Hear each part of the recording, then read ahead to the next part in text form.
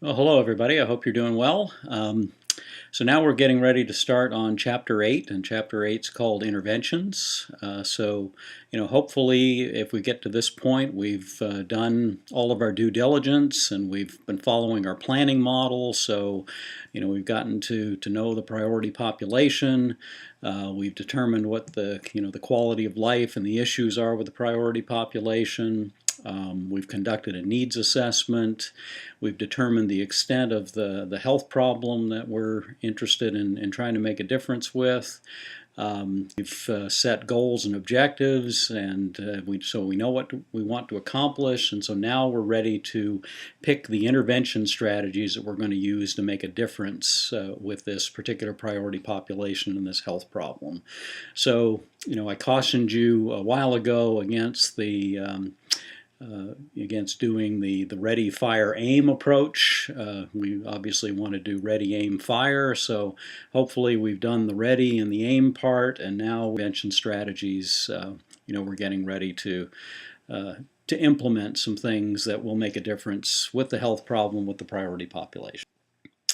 All right, so here's some learning objectives that come from the first part of the textbook with some modifications, some minor modifications, but basically, we're going to look at the concept of an intervention and what that means in a health promotion setting, provide a rationale selecting an intervention strategy or set of strategies, explain the advantages of using a combination of intervention strategies rather than just a single one. We'll get to that in a few minutes. Be able to list and explain the various categories of intervention strategies, explain the ideas behind health education, curriculum, lessons, lesson planning, all of that kind of stuff. Discuss the issues associated with intervention development, actually be able to create an intervention for a health promotion program, and describe how to adapt evidence-based interventions to the particular programs and problems that we're working with. And here's a list of some terminology to be on the lookout for as we go through the lesson, as you do the reading in the chapter, and so forth. All right, so we've gotten to this point, so what are we about to do? Well, once we've set those goals and objectives, we've got to design activities or a set of activities that are going to permit the most effective and efficient use of our resources to achieve the outcomes that we've set forth in the goals and objectives. So effective means it's going to lead to the desired outcome, and efficient means that we're going to be using our resources to the best of our abilities in a responsible manner. So what is an intervention? Well, an intervention, another term for that, if you've had the research class, you've probably heard the term treatment used. Treatment is something you do to the experimental group in order to observe the effects of the independent variable on the dependent variable. In health promotion terms, we use intervention as opposed to treatment, but basically, it's kind of the same thing. We're doing something between two events, in between a pre-test and a post-test. We're intervening with some strategy or set of strategies, and we're going to be looking at the effect of those interventions on the priority population.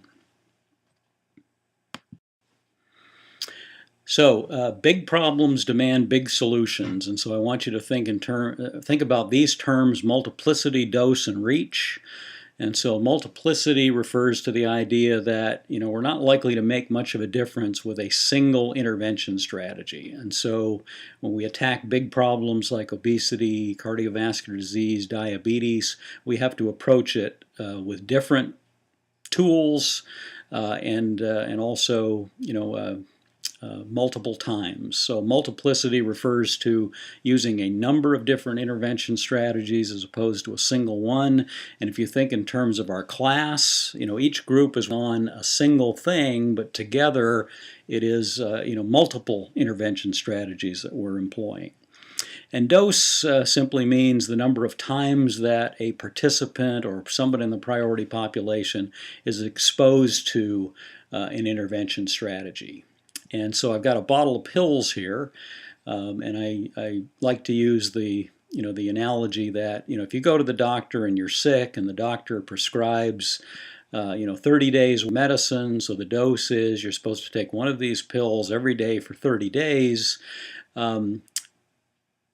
It wouldn't do you any good if you found 29 of your friends that were suffering from the same problem and you gave each one of them one pill and you took one pill. So everybody gets one pill, or basically one exposure to the medicine. Nobody's going to get anything out of it. Nobody's going to get well. So what we have to do with the priority population is we have to expose them to our intervention strategies and expose them as many times as possible in order to make a difference. I hope that makes sense. And then the term reach is how many individuals in the priority population are going to be impacted by your intervention strategies.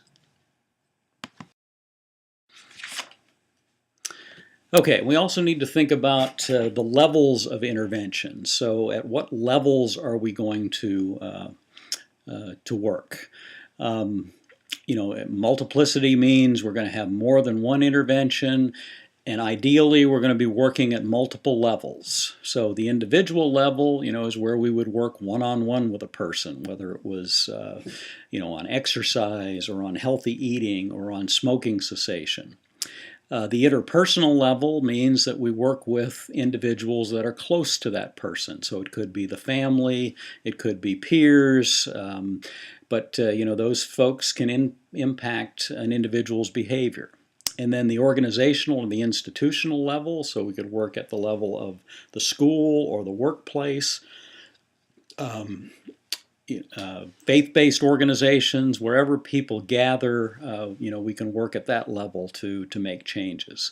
And then, of course, the community level, and we can define community, in different ways, but essentially the community can be a town, it can be an area within a town, it can be a group of individuals that share common goals and values, but working at that level is also a way to go about making changes. And then, of course, the governmental level, whether that's local, state, or federal, if you pass laws and legislation that impacts people either locally at the state or the federal level, then that has a trickle-down effect ultimately on behavior.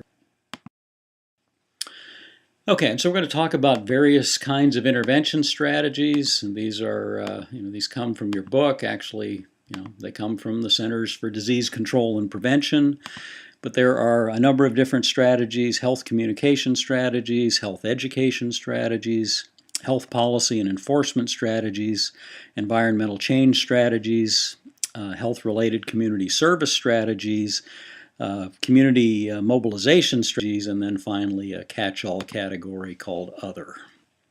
And again, these come from the CDC and have been around since 2003.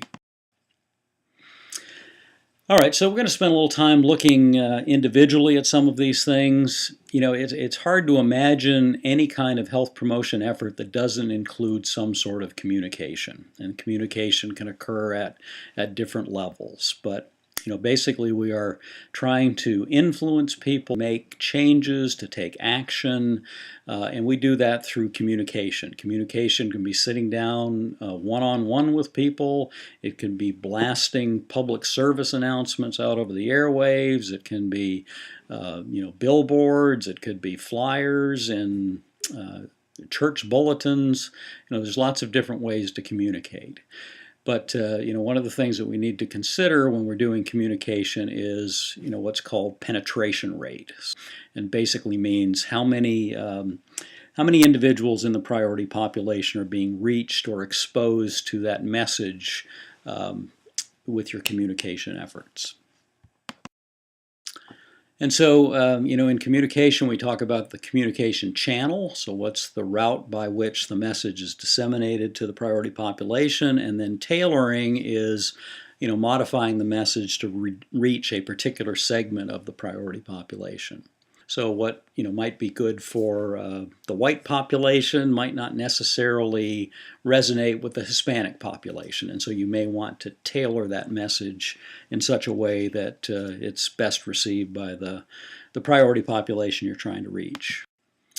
And so in terms of communication channels, this is I'm sure you could come up with a list just like this, but there's mass media, there's social media, there's the intrapersonal channel, anything that reaches individuals on a one-on-one basis, and then there's interpersonal, which could be small groups and classes, family units, etc., and then the organization channel and the community channel. All right, and when you're, social media is something that we're using quite a bit these days, and so here's some things to consider when you're using social media. You can think about the acronym POST, where the P stands for people, O stands for objectives, S for strategy, and T for technology. And so, there are a couple of columns there. They come from some experts in the use of social media. So in the left-hand column, this individual or these individuals, asked you to consider, what are the people ready for? Why do you want to try to pursue a groundswell? And that's what social media is. It's trying to get people talking about something, trying to get people on a mass basis to take action. So that's the real power of social media, is not just posting something and getting a bunch of likes. It's getting people to actually share that and to take action. And so you can think about some things that have happened in other countries recently where people have used social media to try to really engage the public and get some real political action going. China comes to mind, but that's really what social media is designed to do, is to kind of generate a groundswell of support for something or get people talking about things. And then, so how do you want relationships to change is the next one. Do you want people to carry your message on? Do you want people to become engaged? And then what technologies are you going to use? And then Thackeray and looks like Benjamin, or I can't read it. But anyway, they ask the questions: what technology are you going to use and why? What do you want to happen? A change in attitudes, knowledge, and behavior. How will you use the marketing mix? And we'll get to that in a later chapter, but the 4 Ps of product, price, place, and promotion, and what technology will you use, and what are you trying to accomplish?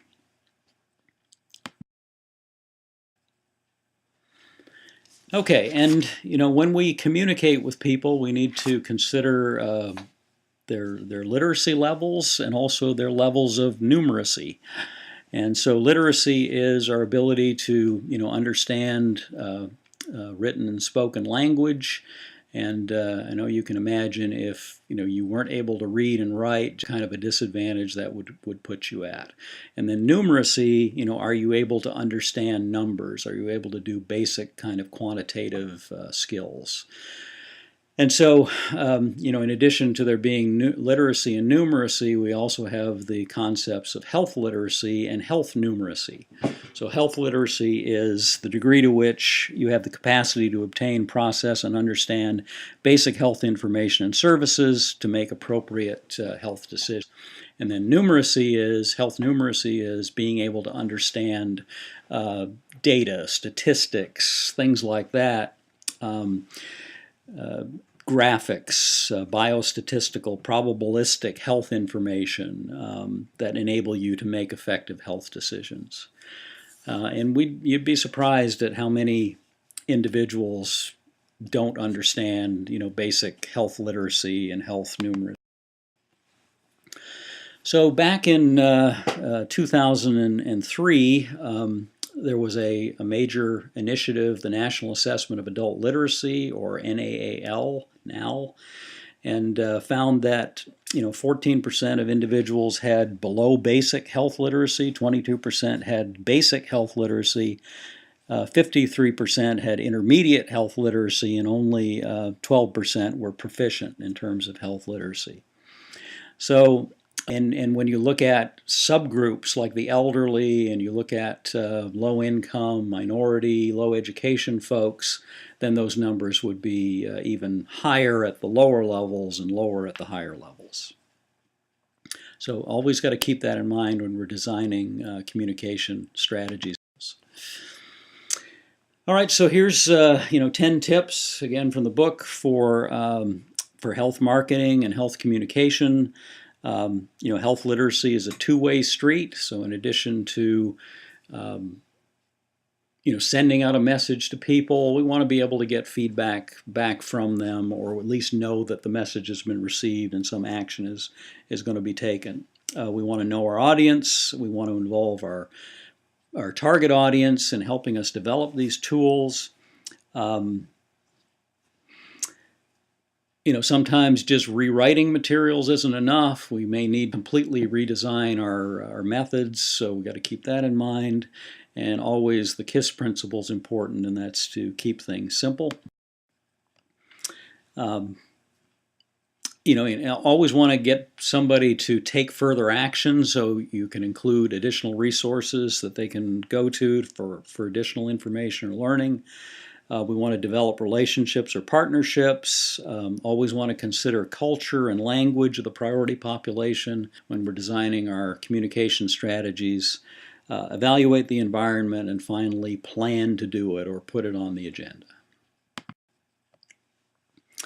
And here's some guidelines for preparing written materials. I don't want to spend a lot of time on that. I'll let you take a look at those things, but basically determining what the needs of the priority population are, planning the project, doing audience research to find out what kind of communication tools that they use, where do they get their information, and so on and so forth. The last item on this second slide is to use a readability scale called SMOG. So that's a way of determining, you look at the number of polysyllabic words versus in the numerator, and the number of sentences in the denominator, and it spits a readability index. And so you can take a look at that. There's a formula on page 218, but it's a good way of determining whether or not the materials that you're preparing are appropriate for the priority population. And it may shock you, but they say the average person reads on about the 3rd or 4th grade level. And so we've got to keep that in mind as we prepare our communication materials. And so here's the stages of communication. Basically follows a logical flow of planning and strategy selection, selecting our communication materials, developing the materials and pre-testing them with the priority population, implementation of our communication strategies, assessing the effectiveness of the strategies, and finally getting feedback to be used to refine the program and starting that loop all over again. All right, so here's a little exercise that you might try. Radio stations and TV stations are required by the FCA to provide free airtime for various public causes, and so public service announcements are available free of charge. You don't necessarily know when they're going to air, but you can certainly get some things on the air. So if you were going to promote an event or promote something, what would you want to put in that announcement to get the biggest bang for your buck? So if you want to play around with that, try to prepare a 30-second public service announcement that could be broadcast to raise awareness about a particular health strategy or issue. All right, so moving on to health education strategies, and I think that we looked at a definition of health education back in either the first or second chapter, but it's a planned combination of learning experiences designed to predispose, enable, and reinforce voluntary behavior decisions conducive to health in individuals, groups, and communities. So again, that's a pretty academic definition, but the idea is that it's planned, it's a combination of learning experiences, because not everybody learns the same way, but designed to get individuals to make voluntary decisions that are in the best interests of their health.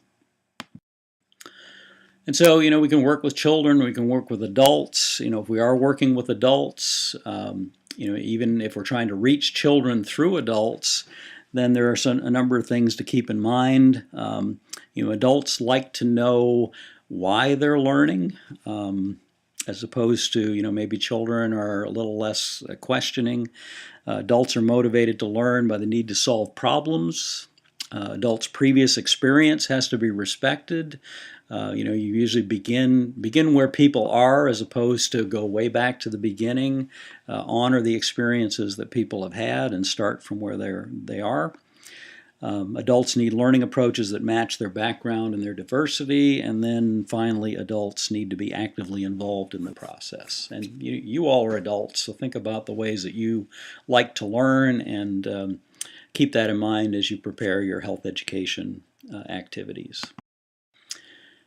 All right, so here's a couple of slides worth of different kinds of educational activities. They're technologically based activities, computer activities, teaching strategies, and so on. Just take some time and look over these. These are all pretty self-explanatory.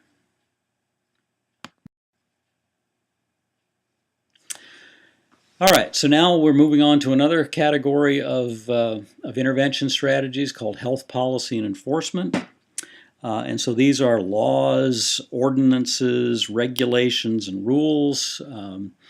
You can think about, I don't know how many of you, I would imagine most of you use your safety belt pretty much every time you ride in a car. That wasn't once the case.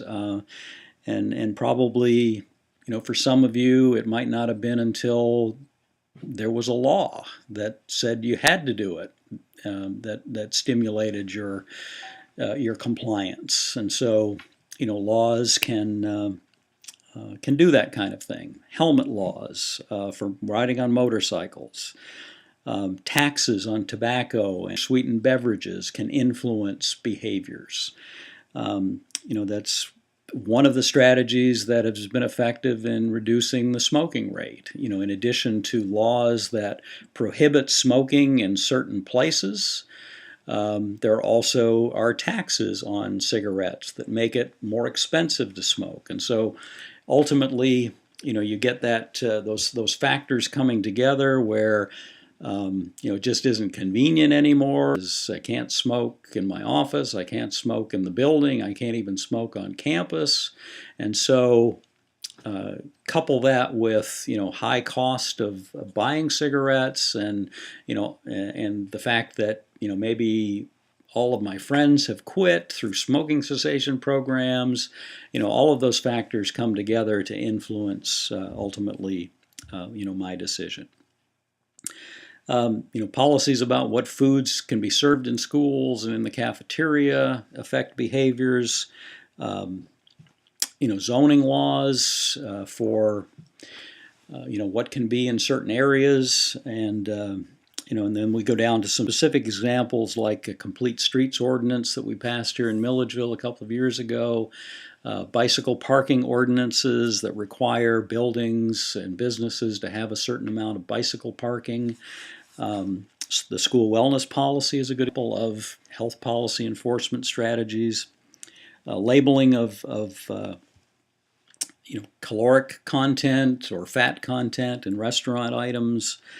Smoke-free clean air ordinances. Those are things that we mentioned earlier. All right, and so if we talk about policy, how do we make policy? How do we change policy? Here's a kind of a flow chart here, the 6 phases of policy making. Setting the agenda, formulating the policy, adopting the policy, implementing the policy. With the complete streets ordinance that we passed, it's just a piece of paper, and unless it gets implemented, really nothing happens. And so you have to have, in addition to adoption, you've got to have a plan for implementation. And then you assess the effects of the policy, and finally, somewhere down the line, may add to the policy, modify the policy, sometimes even throw out the policy and start with something new. All right, next set of strategies is what we'd call environmental change strategies. And, there's kind of a fine line between some of these and policy strategies. So, for example, one of the examples there is healthy vending machines. So, the school might pass a policy that says that, any item in a vending machine has to meet certain nutritional guidelines. Well, that's a policy. But then, the actual change in the items in the vending machine makes a change in the food environment. So, sometimes there's not a clear line of demarcation here between a policy strategy and an environmental change strategy, but I don't know that decision is really important to have. The fact is we're making some important changes, and we're changing people's access to healthy food or physical activity. So healthy vending machines, putting a recreational trail where none existed before, bicycle lanes, farmers markets, community gardens, and so on, all change the environment and make the healthy choice the easier choice. And then we've got a set of strategies that are called health-related community service strategies. So, we might conduct health risk appraisals, do health fairs, do screenings, offer vaccinations, flu shots, things like that. Screen people for diabetes, cholesterol, blood pressure. The goal is to reduce the barriers to obtaining these services, and so make it easier for people to get these services. But of course, you'd want to have some sort of follow-up if you were to identify somebody who had high cholesterol or really high blood pressure. Important to have medical professionals there to talk to the people about what that means, and then to be able to refer them to get help if necessary. Okay, and then we've got a set of strategies called communication or community mobilizing strategies. So important to consider that. So, community organizing and community building, it's the process that we help community groups to grow and to basically to help themselves to reach the goals that they have collectively set.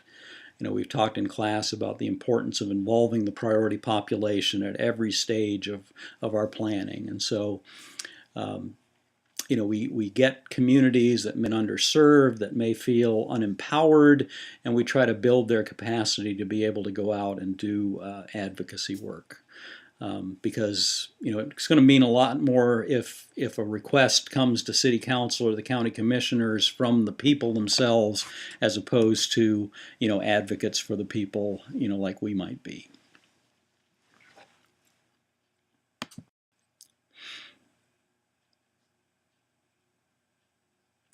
Okay, and here's some steps to shaping policy. This probably should have been back a couple of slides ago, but take a look at that. Basically, this is the flow of things that you would want to do. You want to try to open doors to the policymakers, identify who the key players are, who the key legislators are. Make the connection with those folks. Develop your position, organize people that can help you, actually make visits to policymakers. We've gone to Washington, D.C. several times and been trained in how to work with legislators, taking the message of childhood obesity to them and trying to get their support. And then, on and on and on. It's not rocket science here, but these are some of the ways that you go about trying to influence decision makers to change policy. All right, now in that other category on that slide from the CDC, we might think in terms of behavior modification activities or strategies, and these are grounded in stimulus response theory. We talked about that a couple of classes ago, but intended to get individuals in the priority population to change their behavior, and there's a very systematic approach for doing that in terms of rewards and reinforcement. So steps to behavior modification, number one might be a health screening to make somebody aware that they've got a problem. Some kind of record keeping where they'll keep track of things that they do that could contribute to that problem, what they eat, exercise, smoke behavior, that kind of thing. Look for patterns in that behavior. And then, plan activities or strategies to modify that behavior, and then, reinforce that behavior change. And so here's an example from the smoking cessation world. So this is a log where an individual might keep track of the number of cigarettes that they smoke, and when they smoke them, the level of craving was at those particular times, where they were, who were they with, and what was their mood or emotion around that. And so it's just a way of getting people to link their smoking behavior with certain circumstances, because smoking is both an addiction and it's a habit. And so, we might not necessarily crave it, but we smoke because, we just do that at that particular time and that particular place every day. And so, again, getting people to figure out when they smoke and why they smoke is a first step in determining how we can modify behavior. And so then we have incentives and disincentives, and these are the kind of rewards and punishment, if you want to put it that way, that we can employ to either reinforce behavior or reinforce good behavior, or provide a disincentive for negative behaviors. Some examples of social reinforcers and material reinforcers. We're all familiar with the t-shirts and the hats and things like that for participating in events. But social reinforcers are, any kind of special attention or recognition, praise, verbal reinforcement, public recognition, your name, employee of the month, getting your own parking space, things like that. The inclusion of family members, and personal letters to those individuals that have reached goals. Those are all kind of social reinforcers. All right, and so one of the things I don't encourage students to go out and do develop their own health promotion interventions. There are just so many good things out there. What we want to do is we want to look for those best practices, the things that have already been proven to be effective. But sometimes it is necessary to develop your own health promotion intervention, and here's some things to keep in mind. The intervention should address one or more risk factors that are measurable, modifiable, and prevalent. They should reflect consideration of the special characteristics, needs, and preferences of the priority population. They should include interventions that will clearly and effectively reduce a target risk factor, make optimum use of available resources, and we always have to build evaluation into the process. And so, this is the same thing in a flow chart. You can take a look at that. And so when we design or select intervention activities, these are some things to keep in mind. What needs to change, what level of prevention is the program going to be aimed, and we've looked at primary, secondary, and tertiary levels of prevention. Ideally, we'll want to work at the primary and secondary levels. What levels of influence will the interventions be focused? So the levels that we looked at before: individual, intra-individual, organizational, community, governmental level. And then what kinds of intervention strategies are known to be effective with the priority population with this particular problem. So, the ideas of best practices, best experiences, and evidence-based are always things that we want to look for when we're selecting intervention activities. And here's some more criteria. Is the intervention appropriate for the priority population?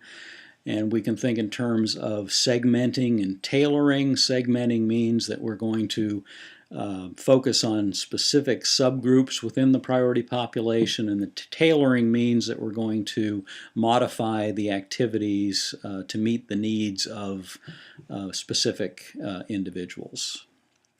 Then ask ourselves, are the necessary resources available to implement the intervention selected or set of interventions, and would it be better to use an intervention that consists of a single activity or one that's made up of multiple activities? And I think we already addressed that question back at the beginning of this lecture, and that is that we want, with the big problems that we're looking at, we need to have multiple interventions focused on multiple levels to make the biggest impact.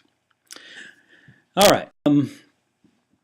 Again, here's a learning activity. If you want to think about the health problem that you're dealing with, whether it's childhood obesity, adult obesity, cardiovascular disease, type 2 diabetes, do a little search on the internet, try to find out what the best practices are for dealing with those things, see if you can come up with a strategy for each of these categories: a health communication strategy, health education strategy, a health policy and enforcement strategy, and an environmental change strategy.